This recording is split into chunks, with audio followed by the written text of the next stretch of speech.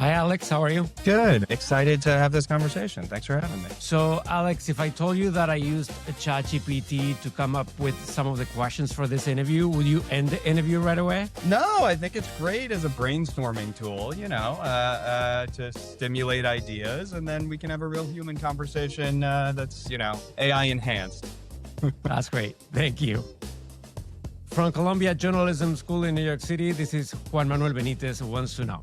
Today, I'm talking to Assemblymember Alex Bores. He's one of the very few lawmakers in the country who can read a bill and a code base. He's pushed New York into the national conversation on AI regulation, election modernization, data transparency, and tech accountability. And now he's running for Congress, District 12, in a race that's suddenly attracting the attention of Silicon Valley's biggest power players. We're going to talk about tech, democracy, the super PAC trying to knock him off the ballot, and what it means to bring a coder's brain into the halls of Congress. Assemblymember Alex Bores, welcome to the podcast. Thanks for having me. So you built this persona as the tech legislator in Albany. Why do you decide to go that route? In a very real sense, I didn't go seeking these issues. These issues found me. And it's very nice of you to say that, I'm the tech legislator. We have a lot of really good legislators on these issues in Albany, whether they are had a tech background or not. I think of Senator Kristen Gonzalez, Senator Andrew Gennardis, the chair of the Science and Tech Committee in the Assembly, Steve Otis, Clyde Vanell. There's a lot of good. Neely Rosick has really carved out a lane on some of this stuff as well. So these issues are affecting more and more of everyday life. It used to be that tech was just this thing that you could think about on the side, and then you had every other issue. But now tech is involved in education. It's affecting the workforce. It's affecting our democracy. Similarly, tech used to be one small part of the S&P 500, and now it's 35-40% of the valuation. So these issues are coming for all of us, and we need to be electing legislators that understand both how the tech works and what's going on inside the minds of these companies. So for all of us using ChatGPT, Claude, Perplexity, Gemini, what are the things that you think we should be aware of? The main thing that people miss with AI is how quickly it is improving. Human minds are really good at projecting linearly, right? We have this bias that things will be tomorrow will be mostly like they are today, which was mostly like it was yesterday. That doesn't apply when it comes to AI, both because of the massive amounts of money that's going into investments in these fields, but also because AI research is going to speed up itself. So what do I mean by that? NVIDIA, the maker of the best chips for actually running these calculations, took all of their chip schematics and all of their bug reports and put it into an AI model to design the next chips. You have companies like Anthropic, the maker of Claude, as you mentioned, where 90% of their code is currently written by the AI. And so as AI gets better, the research speeds up. And so people think, oh, the model tomorrow might be, 10% better, 50% better, maybe 2 times as good. I think in 2 years, models are going to be 1,000 times as good as they are now. And so we need to, from a policy standpoint, not be reactive to that, but be thinking about what the incentives are to put in place for what could be coming in a very short amount of time. Is there anything that the companies are not telling us that they are doing with our information? Well, of course, that's sort of the nature of companies, and it's why we need strong privacy laws. It's why we need strong, both at the state level and at the federal level. We still haven't passed a privacy law here in New York State. The basic thing is that almost everything you enter into an AI is being used to train that AI.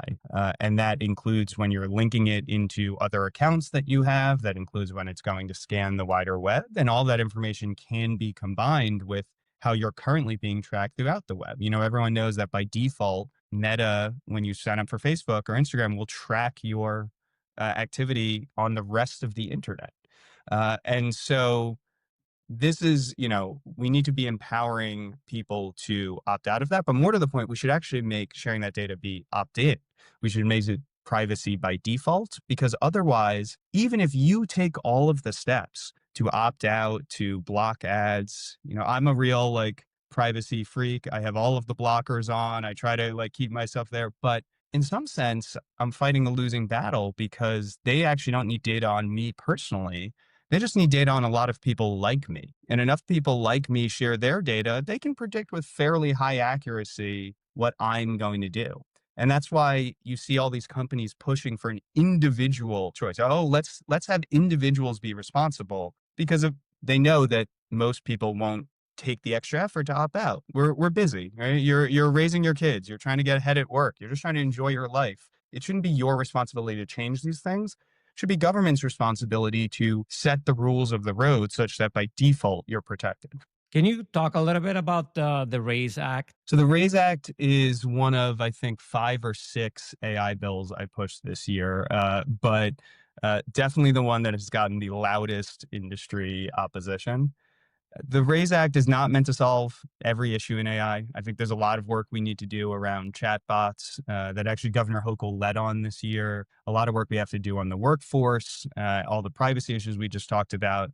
The RAISE Act was focused on the most extreme risks that could come from AI. And so all of the major AI developers this year said that their models are good enough to help a novice build a bioweapon and that they can answer questions about diseases better than PhD virologists. Now, on the one hand, that's good. I hope that AI will help us to cure diseases and to improve human health. But those same pathways, those same capabilities that allow it to do the good side could allow it to design something horrific. And so what the RAISE Act does is put in safety standards, largely just holding the companies to their own commitments that they made on safety to the last White House, but that we've seen them in the last year or 2 years start to walk back from a rational standpoint. I don't mean to make this a good versus evil sort of conversation. The companies are saying, hey, we're committed to safety, but if we see our competitors lowering their safety standards to move faster, we'll be forced to do the same. And so the RAISE Act sets that baseline that you can't go beneath. It says that every company doing really advanced AI research, we're talking about 5 to 7 companies that this applies to, you have to have a safety plan that you make public and stick to. You have to disclose critical safety incidents. If something happens that means there's an extreme increase in risk, you have to tell people about it. So 2 weeks ago, Anthropic disclosed that their model was used by the Chinese government to almost fully automate a cyber attack against the US government and our chemical manufacturing plants. They didn't have to tell anyone about that. And that's insane. So the RAISE Act would require them to tell people about that. And the third provision is that they cannot release models that fail their own tests for safety. So this is designed to stop the situation we had with tobacco companies where they knew that cigarettes caused cancer, but kept denying it publicly as they released their product. The RAISE Act is saying, listen, you are the experts, right? And I think we could put a pin on, we should be investing much more from the federal government, making sure we have experts working for the people, but we'll put that aside for now. Right now, you, the companies, are the experts. You can design the test, but if you're failing your own tests, you need to tell people about that. You can't be releasing these models and having everyone else bear the risk. Now, the Governor Kathy Hochul, hasn't signed that bill. Are you expecting her to sign it before the end of the year? I'm expecting us to reach an agreement with some modifications to the bill. So for your listeners, many will know this, but I think most New Yorkers don't, that about a third of the bills through the New York State legislature end up getting amended after passage in a process called chapter amendments. And because AI moves so quickly, even if we had passed an absolutely perfect bill in June, by the time it's signed in December, there were probably some things we'd want to change about it. So I always knew that the RAISE Act would be one that would go through the chapter amendment process. The governor is collecting lots of feedback from unions, from advocacy groups, from the faith-based community, from the labs themselves, from startups and VCs. And I expect in the next few weeks, we'll get pretty deep in chapter amendment conversations. And you were mentioning before China. What you're trying to do, some of these companies are not happy with you regulating them because they might feel that goes against our strategic interest as a country, because you have other countries who might not have the same regulations and it's going to impact us negatively. What's your response to that? Thank you for bringing this up because it is the most facetious argument that is floating around here.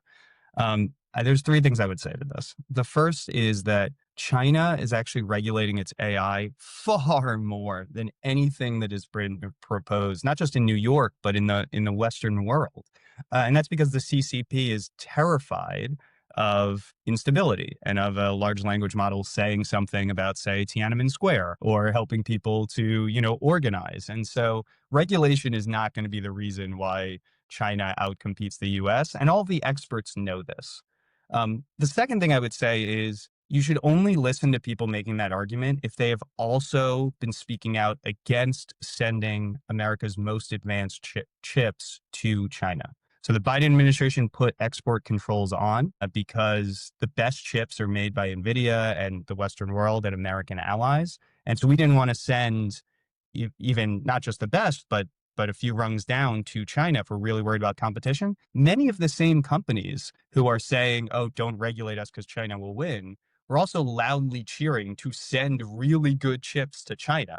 And so maybe they're more interested in making a profit than they actually are American interests. But the third thing I would say is that the RAISE Act is the only bill of its kind that I'm aware of that has a provision specifically about knowledge distillation. I don't want to go too deep, but knowledge distillation is a specific technique for training models where you take a big model and out of it make a smaller model that has similar capabilities. It's the exact technique that China is using to catch up to the US. So DeepSeek R1, the model that is most famous, was created by distilling a ChatGPT model. And you're seeing this with Kimi and what Alibaba is putting out. Like, that is the key to China's competition. The RAISE Act has provisions specifically to regulate models made by knowledge distillation. It's the only bill that would take any of these Chinese models and subject them to regulation. And so if your main concern is regulating the Chinese AI, that is a strong reason to support the RAISE Act, not to oppose it. You represent right now in the assembly portion of the Upper East Side, and now you're running in this crowded open primary for District 12, the congressional seat being left by Congressman Jerry Nadler. Now, there's a super PAC that is being funded by people in Silicon Valley, people in the AI industry. They've raised more than $100 million, and they're trying to spend that against your candidacy. Why so much money so early? Even if I may say this, I mean, you're an assemblyman. You might not be even the favorite in this race to get the Democratic nomination for Congress. I think it was debatable whether I was the favorite before the PAC.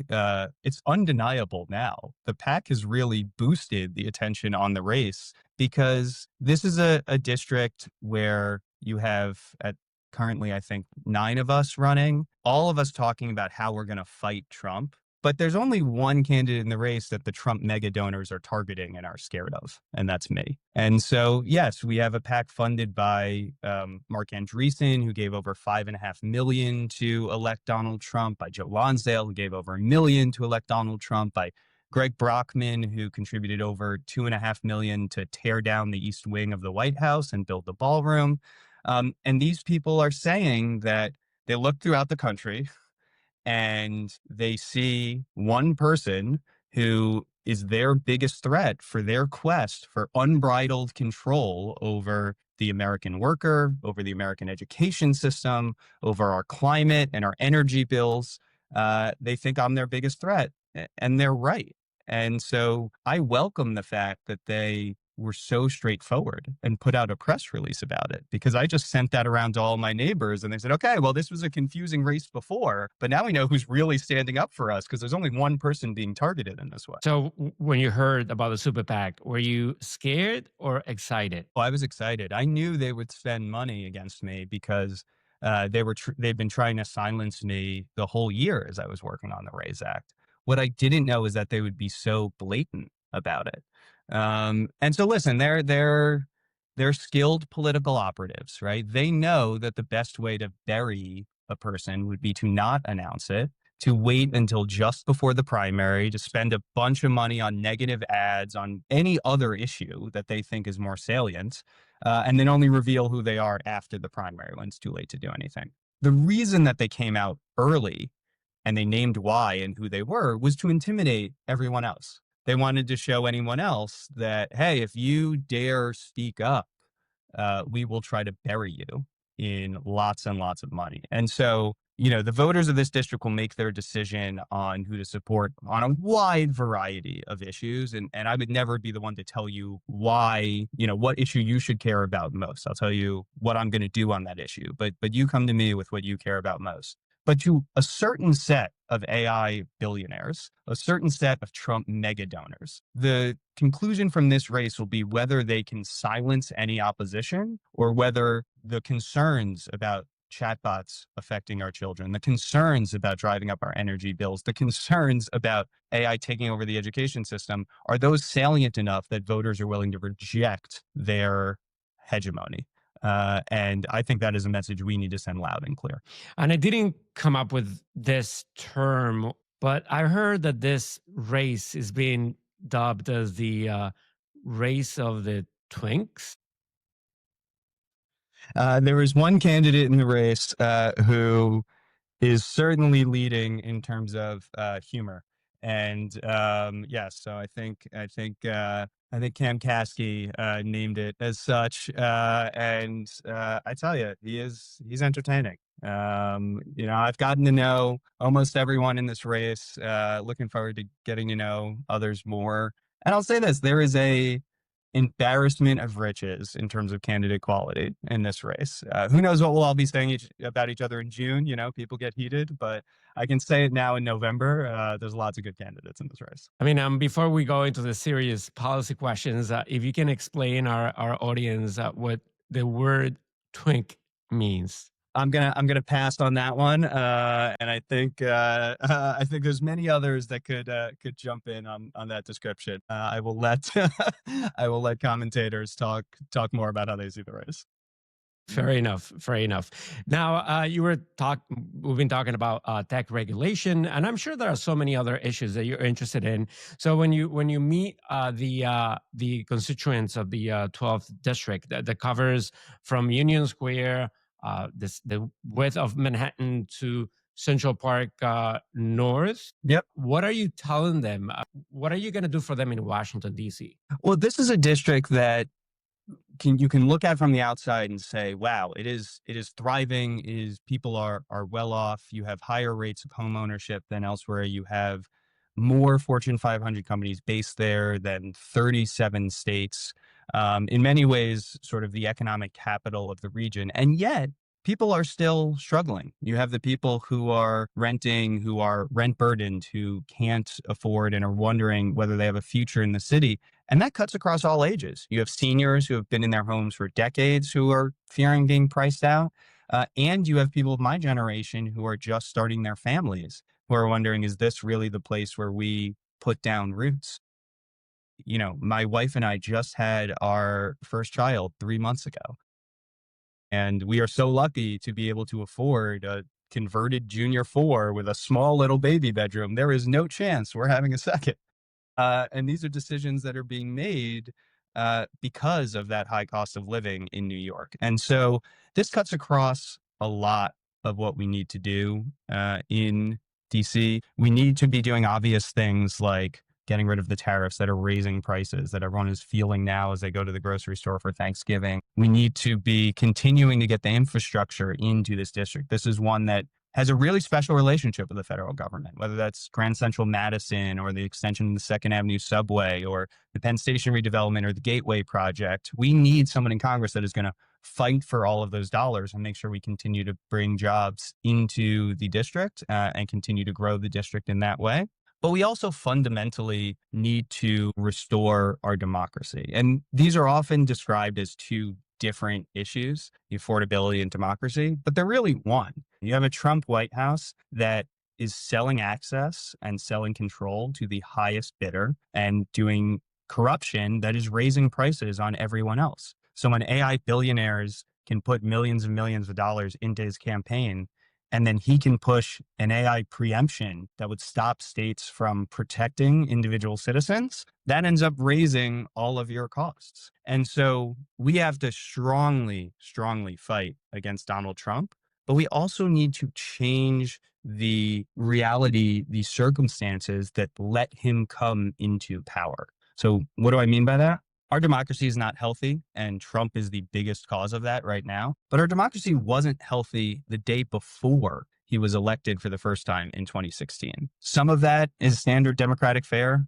It's campaign finance reform, it's partisan gerrymandering, it's things that all of us are talking about and have been for a while. And also, it's the way that tech has really reshaped power by undermining the fundamental assumptions of democracy, that being a shared understanding of truth and the ability to have conversations across differences. And whether it's AI deepfakes or hyper targeting of voters through, if you remember in the first campaign, Cambridge Analytica, whether it's social media algorithms that are keeping us in our bubbles and just showing us people we agree with or the worst version of the other side, the missing message that Democrats have not been paying attention to when they say restore democracy is the way that tech and the way it's operating right now has sometimes been a partner in tearing apart our country. The largest part of this district has been represented by two legendary Congress members for decades. Carolyn Maloney, who left Congress a few years ago, and Jerry Nadler. When you talk to these voters on the streets and they see you're a young father in your 30s, how do you assure them that you're going to be an effective representative for them in Congress? Well, first, I remind them that, when Congressman Nadler and Congressmember Maloney were first elected, they were young parents in their 30s or young 40s coming in. I think people can look at our records, right? I am the only candidate in the race with extensive private and public sector experience. I know how to balance a budget of a small company. I have 2 software patents. I know how to innovate in the private sector. And I've passed 27 bills, more than the rest of the field combined. I think my message throughout my entire career, private and public sector, has been about making a government that delivers for you. In inherent in your question, how do I know that if I deliver, is that we often just see politics as mudslinging, right? We see it as who has the best social media hit, who can land that zinger against the other side. But it doesn't feel like, my life changes. It doesn't feel like my life is being made easier by what's happening in that mudslinging. And that's something I fundamentally reject and have worked hard to change my entire life. So the last place I worked before I got elected was making it easier for people to apply to aid in the COVID pandemic by simplifying forms that the legislature had already allocated. Hey, we're going to give $10 million to help people, but no one knew how to get access to that money. We simplified it. We reached out to people. We got money out that was going to expire. We helped 50,000 families keep their water on. I've worked on a lot of really big issues in my time in Albany. I've expanded the judiciary to speed up trials. I've worked on housing issues to bring down the cost of housing. But what people often bring up is kind of the smaller things that just made life easier. I've raised the fine on telemarketers, the statutory fine. And since that went into effect, we've had 4 times the number of fines going out to telemarketers and a reduction in the calls that are interrupting your dinner. I made it so that New Yorkers have the right to cancel unwanted subscriptions by the same method that they signed up. And so you're not getting nickel and dimed by things that you sign up for and forget, these free trials that then come with a huge fee on the other side. I banned these restaurant reservation bots that were making reservations and then selling them in a third-party marketplace. And then if it didn't sell, cancel them, which meant you didn't get to go out to dinner and the restaurant had empty tables. After we passed that bill, no shows at New York City restaurants went down 68%. It's about having a government that consistently is delivering for things that you see every day. And more than that, is actually measuring whether the bills are working or not. Anyone can talk about fighting. Anyone can talk about delivering. Look at our record of actually doing it. Jerry Nadler has had a long record of a strong relationship with Israel as a Congress member. What's your position in that relationship? Well, Israel's a very special country to many New Yorkers and many people throughout the world. They are a strong U.S. ally, and that is a relationship that we should continue. And like with any other ally, that doesn't mean you agree 100%. And in fact, that means you work together to improve things and make things better. So while we continue that strong relationship with Israel, I also think we have a role in sending lots of aid into Gaza to help rebuild that area, and knowing that ultimately a sustainable peace in the Middle East will involve two states, and continuing to push in that direction. Let's imagine that you were not in politics right now and you're a New Yorker, a young father, and you have specific concerns and challenges in the city. Like you were saying, you're not even thinking about having a second child right now. So the No, no, incoming no. mayor, Don't see if you say right now, my parents are going to hear that and they're going to say, okay, we'll bother him in 2 years. We're not thinking of having a second child. I need to be very clear and on the record about that. well, if your parents got their way, what would you be expecting or hoping for Mayor-elect Mamdani to do to improve the lives of New Yorkers in the same situation, same generation as yours? Well, he had a number of clear campaign promises that resonated with New Yorkers. I mean, obviously, the childcare one stands out to me. The governor has also committed to expanding access to childcare, and we've seen it's possible. The state of New Mexico now has universal childcare available. It will be expensive, but I think there's many ways of bringing down that cost. You look currently about pre-K seats and childcare seats that are paid for by New York City. About 40% of them are allocated or allocated for, but not used. And so maybe we can be repurposing some of the funds we're already putting out in a way to bring down those costs. But that would make a huge difference because you have too many families where both parents want to work, but maybe the cost of childcare is, after taxes more than you are making in that second job. And so you have parents that stay home. And, those that want to stay home, great. But those that don't, that would be working and helping to grow our economy and are choosing not to, everyone else suffers because of that. So, I don't think there's anything that New Mexico can do that New York can't. And so I'm really excited to work with the mayor-elect and the governor and the rest of the legislature this year to deliver universal childcare. And let's be honest, Alex, because I saw your campaign video. Is it real? Is it true that you are the one getting up in the middle of the night to feed your newborn, or is it your wife? There were two things that were not true in that video. One is that I wear socks to sleep. That was an editorial choice that we made. And two is that Why? no one wants to see a politician's feet. And two is that we're currently both in our bedroom and waking up to go to the kid. The kid's 3 months old. We're still sleep shifting in the child's bedroom. So no, I take the majority of the nights. There's certain things that I can't do in helping our child. And so the things that I can, I like to do. And yes, I take the majority of the nights. I don't even know if you're reading a book right now with all the dad duties, or if you remember a book that you recommend your friends or family, or that you're thinking about gifting this holiday season. Jen Paulka's book, I think it was called Recoding America, about the way that government will often put broad regulations in place. The legislature does this often, broad regulations in place. But each level down of government regulation, people get more and more specific to the point that we're enforcing standards that no one ever intended in the first place. So she gives an example in the book of, I think it's called an enterprise service bus, which was one potential architecture to do a thing. And I think the legislation mentioned it as a e.g., enterprise service bus would fit this. And then the DoD regulation said, enterprise service bus fits the requirements. And then the next level down, the RFP said, and you have to have an enterprise service bus. And so for years later, we were using outdated technology, even though no one had meant for that to be the case.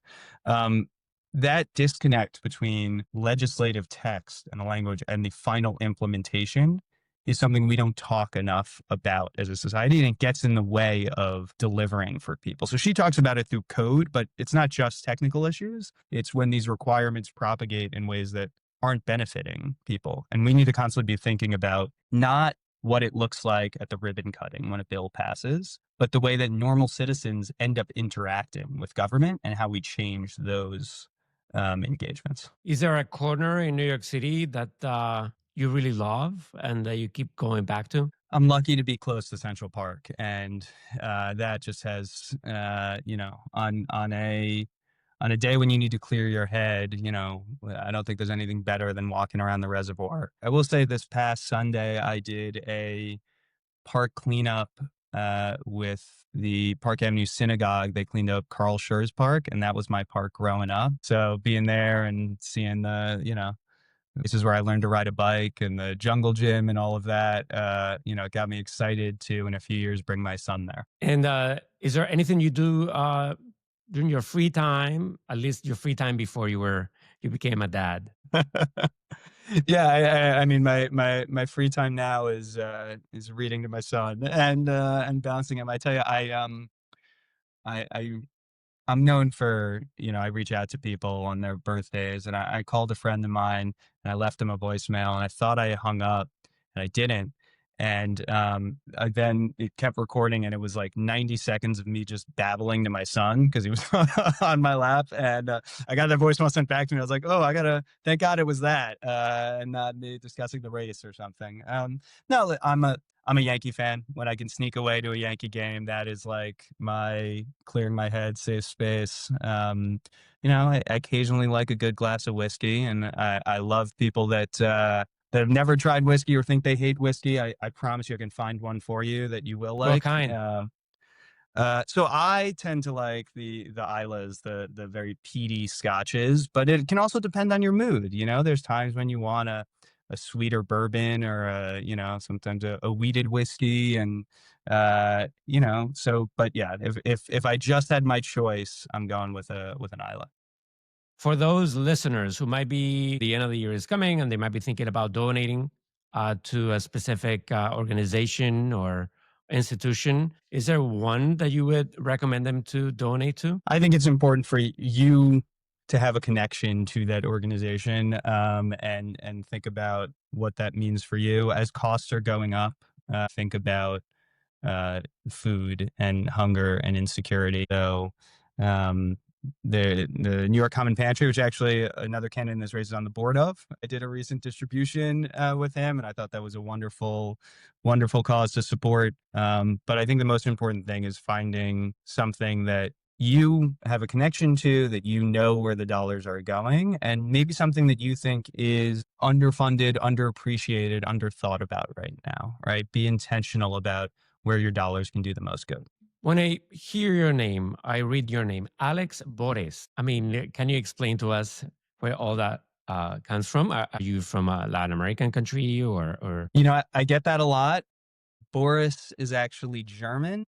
I think there was an umlaut over the O at some point, but there are still a few Borises back in the old country. But I am actually predominantly Italian. So Italian and German is most of my heritage. Can you tell us a little bit about you growing up? You grew up in the city, and what are your fondest memories of growing up in the city? I was born and raised in Manhattan. Spent basically my entire life, other than college, in New York 12. I went to all public schools growing up. I went to PS6, Wagner, and then Hunter High School. No knock on those schools. I had a wonderful education for them, but the best education I ever got, and actually a pretty fond memory, was being on the picket line with my dad when I was 8 years old, and he and his union were locked out for fighting for better healthcare. My dad would pick me up from second grade, take me to the picket line, and put me in front of the Disney store. And we've all seen people walk past a picket line. People do it all the time. It's much harder to walk past an 8-year-old with a sign that says Disney is mean to my dad. So much so that the store manager actually called the police on me. And the police come, and they see me and they realize they're not going to have a productive conversation with an 8-year-old.